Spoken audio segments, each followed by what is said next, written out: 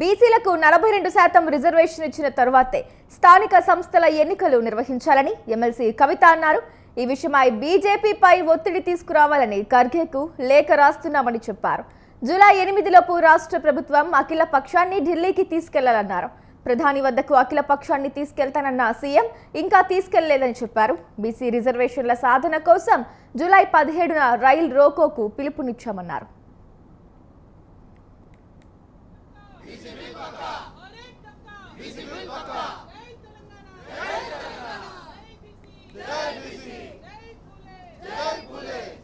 సోనియా గాంధీ గారు, రాహుల్ గాంధీ గారు, ప్రియాంక గాంధీ గారు, మల్లికార్జున్ ఖర్గే గారు వీళ్ళందరూ కూడా రాజ్యసభలో ఉన్నారు, లోక్సభలో ఉన్నారు. కానీ ఇంతవరకు కూడా కనీసం తెలంగాణ బీసీ బిల్లు పాస్ చేయాలని బీజేపీని ప్రశ్నించిన పాపను కూడా వీళ్ళు పోలేదు. ఈ విషయం దయచేసి తెలంగాణ బీసీ బిడ్డలందరూ కూడా గమనించాలి. ముఖ్యంగా కాంగ్రెస్ పార్టీలో ఉన్న బీసీ నాయకులను నేను రిక్వెస్ట్ చేస్తూ ఉన్నాను, మీరు ఫోర్స్ తీసుకురండి మీ ముఖ్యమంత్రి గారి మీద. ఢిల్లీకి అఖిలపక్షం తీసుకుపోమని అడగండి. ఇప్పుడు ఒక మంచి వాతావరణం ఉన్నది మన దగ్గర. ఇప్పుడు 50% అనేటటువంటి క్యాప్ కూడా పోయి మన రాష్ట్రంలోనే 50% కన్నా ఎక్కువ రిజర్వేషన్లు ఇస్తున్నటువంటి పరిస్థితి ఉన్నది. అన్ని రకాలుగా కూడా కులగణన జరిగిపోయి సిద్ధంగా ఉన్నది. బీసీ రిజర్వేషన్లు ఇవ్వడానికి మంచి వాతావరణం ఉన్నది. ఈ అవకాశాన్ని వదిలిపెట్టకండి. మీరు ఇది వదిలిపెట్టి లోకల్ బాడీ ఎన్నికలు జరపడానికి మీరు సహకరిస్తే కాంగ్రెస్ పార్టీలో ఉండి తెలంగాణ బీసీలకు అన్యాయం చేసినటువంటి వాళ్ళు అవుతారు. కాబట్టి దయచేసి మీ పార్టీలో కూడా మీ ముఖ్యమంత్రి గారి మీద ఒత్తిడి తీసుకురావాల్సిందిగా కాంగ్రెస్ పార్టీలో ఉన్న బీసీ అన్నదమ్ములకు, అక్క చెల్లెలకు నేను విజ్ఞప్తి చేస్తున్నాను. హైదరాబాద్ సనత్ నగర్లో ఓ ఇంట్లో ఫ్రిడ్జ్ పేలి భారీ అగ్ని ప్రమాదం జరిగింది. ఈ ఘటనలో ఇల్లు పూర్తిగా దగ్ధమైంది. సమాచారం అందుకున్న అగ్నిమాపక సిబ్బంది వెంటనే ఘటనా స్థలానికి చేరుకుని మంటలను అదుపు చేశారు.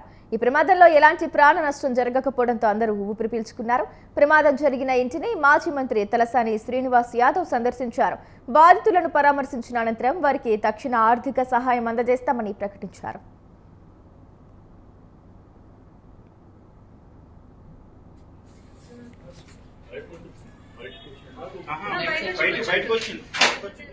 జరిగినప్పుడు చేస్తే వాళ్ళకి ఏమైనా ఉపయోగపడుతుంది. అంటే మీరంతా రికార్డ్స్ అంతా తీసుకుపోయి రాసుకోవడం చేయడం అన్ని చేస్తుంది.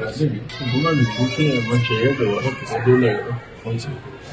ఫోటోలని పెట్టేసిన మార్క్ పెట్టినా సార్ ఆ ఫొటోస్ అవన్నీ తీసుకుపోయి సబ్మిట్ చేసి ఓకే సార్ కలెక్టర్ గారితో కూడా మాట్లాడు పోతాడు. కానీ ఏం చేస్తారు మీకు ఏంటంటే కలెక్టరేట్ లో సమ్ అమౌంట్ ఉంటుంది కదా హౌస్ మరి అది కాంపన్సేట్ చేస్తే జరిగినప్పుడు చేస్తే వాళ్ళకి ఏమైనా ఉపయోగపడుతుంది.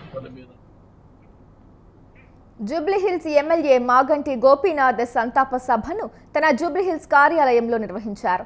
సోదరుడు మాగంటి వజ్రనాథ్, తల్లి మహానంద కుమారి ఆయన చిత్రపటానికి నివాళులర్పించారు. ఈ సందర్భంగా వజ్రనాథ్ మాట్లాడుతూ అధిష్టానం ఆదేశాల మేరకు పనిచేస్తామని, జూబ్లీహిల్స్ ప్రజలకు ఎల్లప్పుడూ అందుబాటులో ఉంటామని తెలిపారు.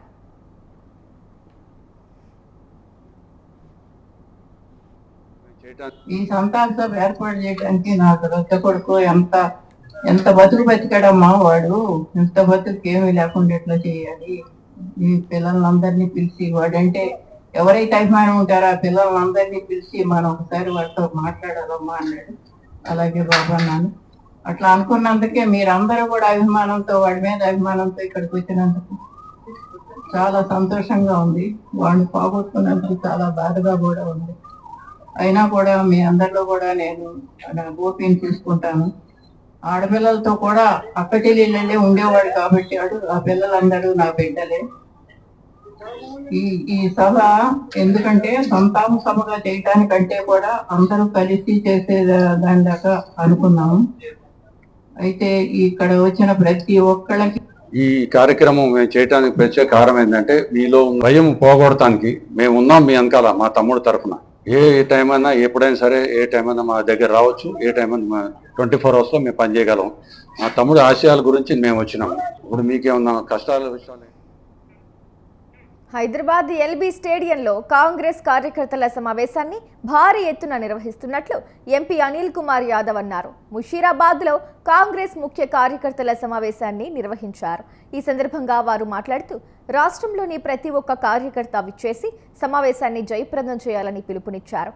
అంతేకాకుండా ఈ కార్యక్రమానికి దాదాపు 15,000 నుండి 20,000 మంది కార్యకర్తలు పాల్గొన్నట్లు తెలిపారు. కార్యక్రమాన్ని పార్టీ తరఫున పార్టీ అధ్యక్షులు మహేష్ కుమార్ గౌడ్ గారు, అదేవిధంగా మా ప్రియతమ ముఖ్యమంత్రి రేవంత్ రెడ్డి గారు అందరూ కూడా ఈ యొక్క కార్యక్రమాన్ని విజయవంతం చేయడానికి అందరికీ కూడా ఆదేశాలు ఇవ్వడం జరిగింది. దానికి సంబంధించి ఇప్పుడే ముషీరాబాద్ నియోజకవర్గంలో ముఖ్య కార్యకర్త సమావేశం చేయడం జరిగింది. అందరికీ కూడా బూత్ లెవెల్లో ఎవరైతే వర్కర్స్ ఉన్నారో వాళ్ళందరికీ కూడా ఇన్ఫార్మ్ చేసి రేపు ముషీరాబాద్ నుంచి చాలా పెద్ద ఎత్తున కూడా కార్యక్రమానికి అందరినీ కూడా ఇన్వైట్ చేయడం జరిగింది. ఈ కార్యక్రమాన్ని చాలా పెద్ద ఎత్తున విజయవంతం చేస్తామని కూడా కార్యకర్తలలో చాలా ఉత్సాహం ఉంది. ఎందుకంటే మల్లికార్జున్ ఖర్గే గారు ఈరోజు భారతదేశంలోనే ఒక టాలెస్ట్ లీడర్. ఎందుకంటే ఆయన దాదాపు ఇందిరాగాంధీ గారు, నెహ్రూ గారు, ఇందిరాగాంధీ గారు, రాజీవ్ గాంధీ గారు, పివి నరసింహారావు, మన్మోహన్ సింగ్ గారితో స్వయంగా పనిచేసిన ఆ గొప్ప నాయకుడు. అదేవిధంగా ఒక బ్లాక్ స్థాయి నుంచి ఈరోజు కాంగ్రెస్ పార్టీ నేషనల్ పార్టీ అధ్యక్షుడుగా మా మధ్యలో రాబోతున్నారు కనుక అలాంటి నాయకుడిని వినడానికి ఒక గొప్ప ఆపర్చునిటీ ఈరోజు కార్యకర్తలకు కాంగ్రెస్ పార్టీ ఇవ్వడం జరుగుతుంది. ఈ కార్యక్రమాన్ని మాజీ ముఖ్యమంత్రి కోనెజెట్టి రోషయ్య విగ్రహ ఏర్పాటుకు తెలంగాణ ముఖ్యమంత్రి రేవంత్ రెడ్డి చొరవ చూపడంపై రోషయ్య మెమోరియల్ ఫోరం హర్షం వ్యక్తం చేసింది. ఈ మేరకు రోషయ్య నివాసంలో సమావేశం ఏర్పాటు చేశారు.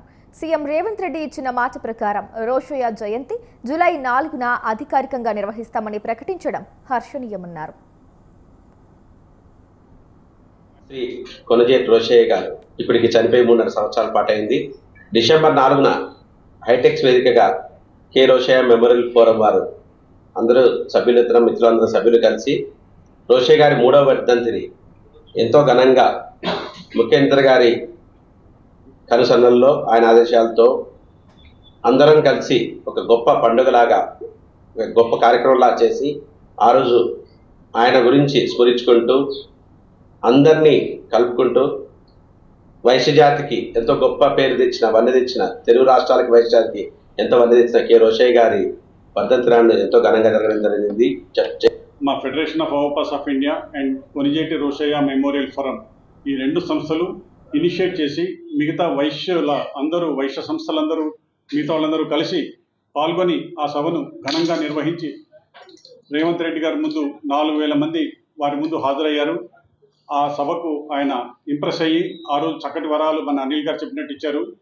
రోషయ్య గారి విగ్రహం ఫస్ట్ అరేంజ్ చేస్తా అన్నారు. అది వెంటనే అతి తక్కువ సమయంలో రేపు 4వ తారీఖు రోషయ్య గారి జయంతి ఉంది కాబట్టి ఆ రోజు ఇనాగరేషన్ కోసం తయారు చేశారు. ఆ విగ్రహాన్ని కూడా మన అనిల్ గారే తయారు చేయడానికి గవర్నమెంట్ తరఫున ఆర్డర్ ఇచ్చారు. వారు అంతా రెడీ చేశారు, చక్కగా రెడీ చేశారు. రేపు ఇనాగరేషన్కి రావడానికి మా వైశ్యులందరూ అన్ని సంస్థలు రెడీగా ఉన్నాయి.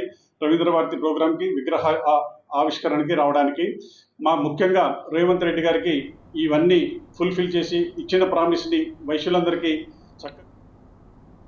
ఇక మరిన్ని డీటెయిల్స్ చూస్తే వివిధ రంగాల్లో విశేష సేవలు అందించిన వారిని మరింత ప్రోత్సహించేందుకు వచ్చే నెల 21న ప్రైడ్ ఆఫ్ హైదరాబాద్ పేరిట బహుమతులను అందజేయనున్నట్లు నిర్వాహకులు వసుంధర తెలిపారు. సోమాజిగూడ ప్రెస్ క్లబ్లో ఏర్పాటు చేసిన సమావేశంలో పోస్టర్ను ఆవిష్కరించారు. తెలంగాణ ప్రభుత్వ శాఖలైన ఐటీ, టూరిజం, భాషా, సాంస్కృతిక శాఖల భాగస్వామ్యంతో అవార్డుల ప్రదానం కొనసాగుతుందని చెప్పారు. పేరు Koppula Vasundhara, CEO Weave Medias and founder of Gurthimpu foundation.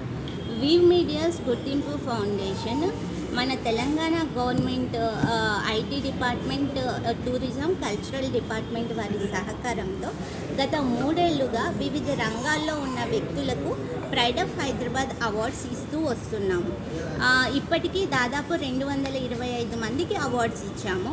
ఈ అవార్డ్స్ ద్వారా వచ్చిన అమౌంట్తో దాదాపు 75 మంది దివ్యాంగులకు మేము లైవ్లీహుడ్ అండ్ ఎంటర్‌ప్రెన్యూర్‌షిప్ ఆపర్చునిటీస్ కల్పించాం. ఈ సంవత్సరము 4వ సీజన్లో అడుగుపెట్టిన సందర్భంగా మేము ఈ ప్రెస్ మీట్ ఆర్గనైజ్ చేస్తున్నాము. ఈ సంవత్సరం మేము ప్యూర్లీ ఎంటర్‌ప్రెన్యూర్‌షిప్ రిలేటెడ్ అవార్డ్స్ ఇస్తున్నాము. అందులో స్టార్టప్స్, 3+ ఇయర్స్ ఏజ్ ఉన్న స్టార్టప్స్, 10+ ఇయర్స్ ఉన్న ఎంటర్‌ప్రెన్యూర్స్, అలాగే కాలేజెస్, బ్యాంకర్స్, ఇంక్యుబేటర్స్, అలాగే corporate companies, CSRs, other professional people like lawyers, doctors ఎవరైనా. ప్రస్తుతానికి కేవలం జాబ్స్ ఇప్పించడం మాత్రమే ప్రక్రియగా మొదలుపెట్టిన ఈ కార్యక్రమానికి, డిజిటల్ ఎంప్లాయ్మెంట్ ఎక్స్చేంజ్కి అడిషనల్గా జాబ్స్ ఇప్పించడం మాత్రమే కాదు, జాబ్ సీకర్గా కాకుండా జాబ్ క్రియేటర్గా మారడానికి అవకాశం ఉన్న ఇలాంటి కాంపిటీషన్కి యాక్సెప్ట్ చేశారు.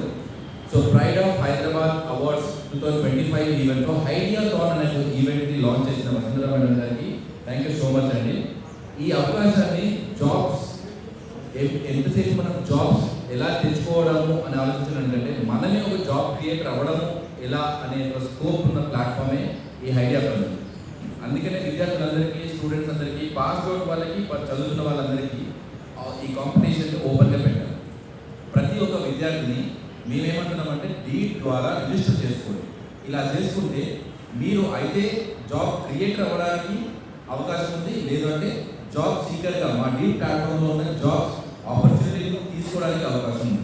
సో ఇందులో భాగంగా మొదటి స్టెప్ ప్రకారం మేము ఏం చేస్తామంటే deed.telangana.go.in జాబ్ సీకర్గా సైన్అప్ చేస్తారు. చేసిన తర్వాత వాళ్ళ ప్రొఫైల్ అప్డేట్ చేయగానే మీకు ఏమైనా ఐడియాస్ ఉన్నాయా అని ప్రశ్నిస్తున్నాము. ఆ క్వశ్చన్కి దేవుడి పేరు చెప్పి లక్షల రూపాయలను దండుకుంటున్నారని కాంగ్రెస్ పార్టీ బన్సీలాల్పేట డివిజన్ అధ్యక్షుడు ఐతా చిరంజీవి ఆరోపించారు. 10 ఏళ్ల బీఆర్ఎస్ పాలనలో అక్రమంగా గుడి పేర్లు చెప్పుకుని డబ్బులు వసూలు చేసుకున్నారని విమర్శించారు. ఆషాఢ మాస బోనాల ఉత్సవాలకు ప్రభుత్వం ఇచ్చే చెక్కులు పక్కదారి పడుతున్నాయని తెలిపారు.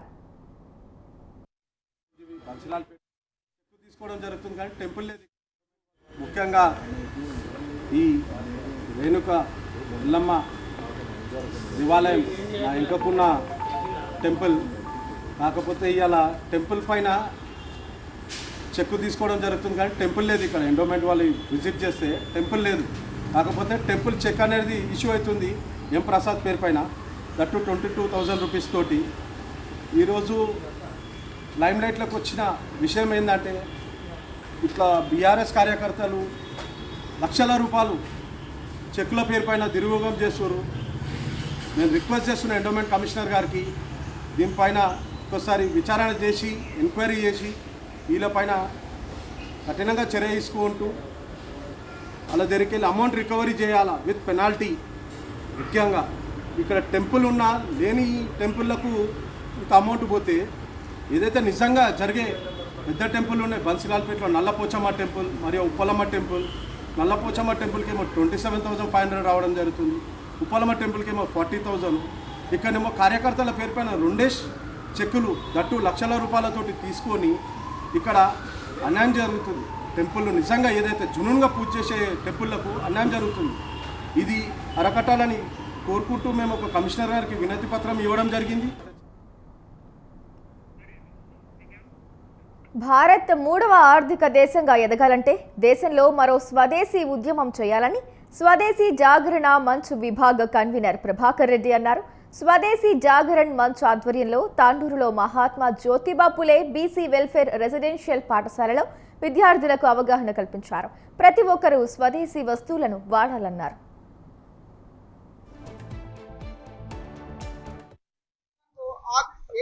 ఆ వస్తువు ఏ దేశంకి వెళ్ళైతే వచ్చిందో డబ్బులు కూడా ఆ దేశానికి అయిపోతుంది. మనమంతా చైనా వస్తువు కొన్నాం అనుకో, చైనా వస్తువు అంటే సంతూరు మనది. ఇలా ఈ చిన్న చిన్న విషయాలలో కూడా మనము వాటిని వాడుతూ ఉంటే మన దేశంలో ఉండేటువంటి డబ్బులు మనం ఖర్చు చేసుకుంటాము, ఇక్కడే మన దేశానికి అభివృద్ధి చేసిన వాళ్ళం అవుతాము. కాబట్టి ఈ చిన్న చిన్న విషయాలను కూడా మనం గమనించాలి. రేపు మన అమ్మ నాన్నని తీసుకొని లేదా మనము షాప్లో వెళ్తాం ఏదైనా కొనడానికి వెళ్ళినప్పుడు ఖచ్చితంగా వాళ్ళని ఒక ప్రశ్న వేయాలి. ఆ షాప్లో ఉండేటువంటి వానికి అడగాలి. వికారాబాద్ జిల్లా బర్కత్పల్లి గ్రామంలో తాగునీటి కోసం గ్రామస్తులు రోడ్డెక్కారు. గత 2 వారాలుగా తాగునీరు కోసం అవస్థలు పడుతున్నామని ఖాళీ బిందెలతో రోడ్డుపై నిరసన తెలిపారు. 2 వారాలుగా పంచాయతీ సెక్రటరీ గ్రామానికి రావడం లేదని, తమ సమస్యని పట్టించుకోవడం లేదని ప్రజలు ఆవేదన వ్యక్తం చేశారు. ఇకనైనా అధికారులు స్పందించి తమ కనీస సమస్యను తీర్చాలని వేడుకున్నారు. చిన్న చిన్న పిల్లలు ఉన్నారు, బాగాలేని మనుషులు ఉన్నారు, నీళ్ళు ఇడసలేరు. ఎవరన్నా చెప్పి ఊరు ప్రజలు అంతా అట్లే ఉన్నాము. ఊరు ఆయనతో బంద్ లేదు, ఒకటే కేరి బంద్ చేసిండ్రు. ఈ నీళ్ళ కోసం ఏంటి అందరు కలిసి మాకు దినాలు ఆయమత చిన్న చిన్న పిల్లలు ఉన్నారు, బాగాలేని బర్కత్పల్లి గ్రామంలో 2 వారాల నీళ్లు రాక ఏ అధికారి కూడా కానీ ఏ పెద్దలు కూడా పట్టించుకోవడం లేదు. ఈ గ్రామంలో మరి ఏ అధికారి కూడా నీళ్ళ గురించి ఇప్పుడే కాదు, వీడికి 2 సంవత్సరాల నుంచి కూడా ఇక్కడ ఏరియా కానీ ఈ గ్రామంలో కూడా వాటర్ ప్రాబ్లమే ఉన్నది.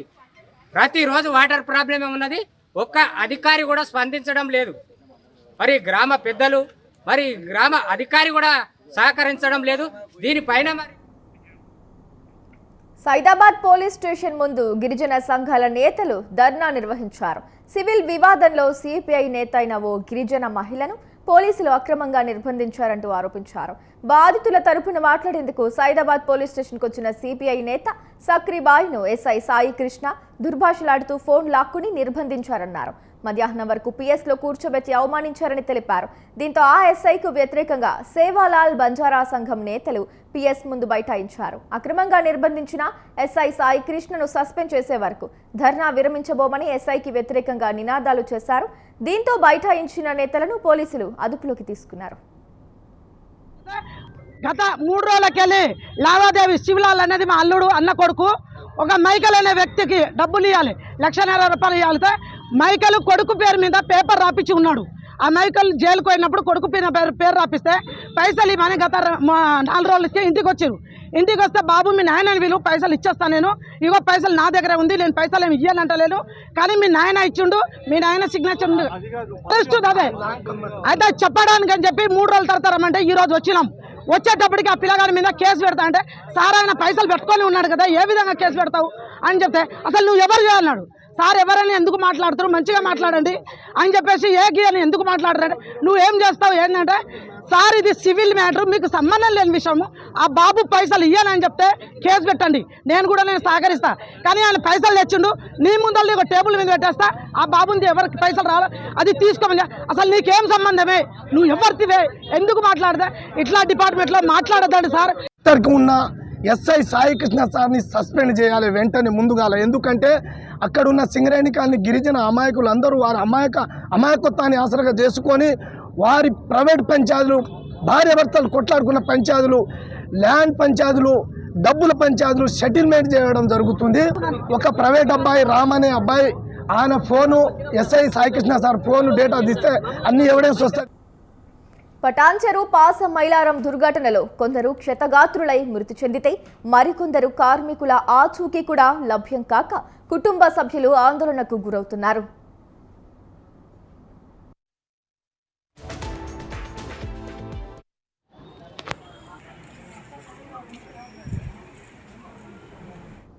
సిగాచి పరిశ్రమలో ఘోర అగ్ని ప్రమాదంలో గల్లంతైన 10 మంది కార్మికుల ఆచూకీ ఇంకా లభ్యం కాలేదు. శ్రీకాకుళం జిల్లా పాలకొండకు చెందిన వెంకటేష్ 4 ఏళ్లుగా సిగాచి పరిశ్రమలో పనిచేస్తున్నాడు. దుర్ఘటన జరిగి 72 గంటలు గడుస్తున్నా ఇంకా వెంకటేష్ మృతదేహం ఆచూకీ లభ్యం కాలేదు. దీంతో వారి కుటుంబ సభ్యులు ఆందోళనకు గురవుతున్నారు. కనీసం తమ కొడుకు ఆస్తికలైనా అప్పగిస్తే శాంతి జరిపించుకుంటామంటూ వెంకటేష్ తండ్రి చిన్నారావు కన్నీటి పర్యంతమయ్యారు. సోమవారం సంభవించిన ప్రమాదంలో మిస్సింగ్ అని లిస్టు పెట్టి మరణించడానికి ధృవీకరించలేదు. మిస్సింగ్ లిస్ట్ లో ఉంది ఆయన. ఇంతవరకు అతను మృతదేహం కానీ అతను ఆచూకీ కానీ అతని ఆనవాళ్ళు కానీ ఏమీ మాకు దొరకలేదండి. మేము అతని గురించే పడిగాపులు కాస్తున్నాం. గత 4 రోజులుగా పట్టణ చెరువులను మార్చి చుట్టూ ఇక్కడ లాస్ట్ అయిన కంపెనీ చుట్టూ పడిగాపులు కాస్తూ అతని ఆచూకీ గురించి తెగ వెతుకుతున్నాం. ఇంతవరకు మాకు ఎటువంటి ఆచూకీ కూడా లభించలేదు. ఇక్కడ అధికారులని అడుగుతూ ఒక అధికారి ఒకలా చెప్తున్నారు, ఇంకొక అధికారి ఇంకోలా చెప్తున్నారు. ఎవరు సరైన సమాచారం అయితే ఇవ్వట్లేదండి. మాకంతా గందరగోళంగా ఉంది. మార్చురీ దగ్గర అన్ని డెడ్ బాడీస్ ని వెరిఫై చేసి ఇక్కడ చూపించారండి వాళ్ళు, చూపించమంటే కానీ అక్కడ ఏవి ఆ డెడ్ బాడీస్ ఏవి ఐడెంటిఫై చేసే పరిస్థితిలో లేవండి. డిఎన్ఏ శాంపిల్స్ కూడా 3 days కింద ఇచ్చామని ఎంతవరకు మాకు ఎటువంటి. వెంకటేష్ అనేది అబ్బాయి సిటీలో పనిచేస్తున్నాడు సార్. 4 సంవత్సరాల నుంచి 4 సంవత్సరాల నుంచి పనిచేస్తున్నాడు. మొన్న ఉదయం 6 గంటలకు షిఫ్ట్ జాయిన్ అయ్యాడు. 9 గంటల 10 నిమిషాలకి లాస్ట్ అయింది. న్యూస్లో చూసి అక్కడి నుండి ఆటోమేటిక్గా వచ్చిన తర్వాత కూడా వచ్చాము. బల్కంపేట ఎల్లమ్మ తల్లి ఎదుర్కొలు కళ్యాణ మహోత్సవం ఘనంగా నిర్వహించడం జరిగిందని సనత్ నగర్ నియోజకవర్గ కాంగ్రెస్ పార్టీ ఇన్ఛార్జ్ డాక్టర్ కోట నీలిమ తెలిపారు. 3 రోజుల ఉత్సవానికి దాదాపు 6 లక్షలకు పైగా భక్తులు వచ్చి అమ్మవారిని దర్శించుకున్నారని తెలిపారు.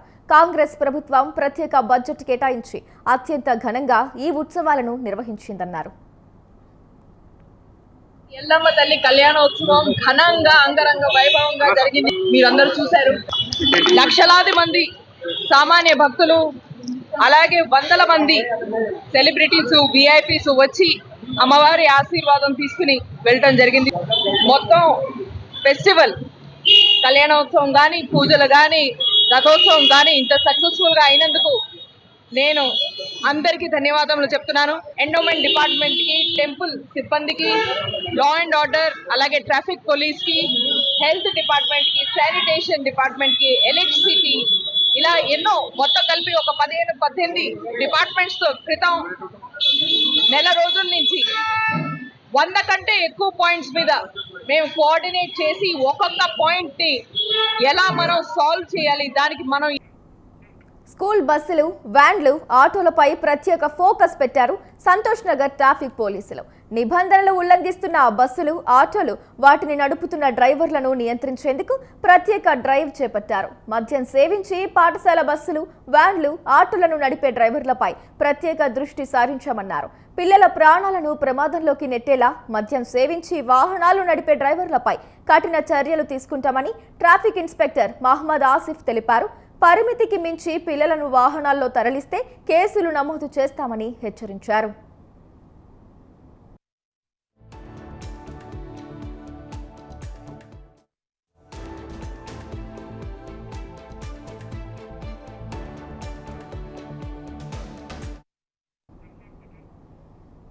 ఓవైపు అధిక ఫీజులు వసూలు చేస్తున్న కార్పొరేట్ విద్యా సంస్థలు, మరోవైపు లేట్ ఫీజు అంటూ తల్లిదండ్రుల నుండి పెద్ద మొత్తంలో డబ్బులు వసూలు చేస్తున్నారు.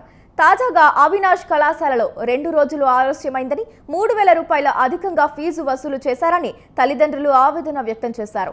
ఓవైపు లక్షల్లో ఫీజులు కడుతున్నా 2 రోజులు ఆలస్యం పేరిట అధిక ఫీజులు వసూలు చేయడం ఏంటని ప్రశ్నిస్తున్నారు. అక్రమాలను విద్యాశాఖ అధికారులు చూసి చూడనట్టు వ్యవహరిస్తున్నారని, సామాన్య మధ్య తరగతి ప్రజలు ఫీజులు కట్టలేక ఆత్మహత్యలు చేసుకుంటున్నారని ఆవేదన వ్యక్తం చేశారు. దానికి ఏం రెస్పాన్స్ ఇస్తలేదు. నేను కట్టినాక కంప్లైంట్ ఇస్తా అని చెప్పినా కంప్లైంట్ ఇస్తాను. 1000 రూపీస్ ఎక్స్ట్రా స్టార్ట్ అయ్యి కూడా June 2 స్టార్ట్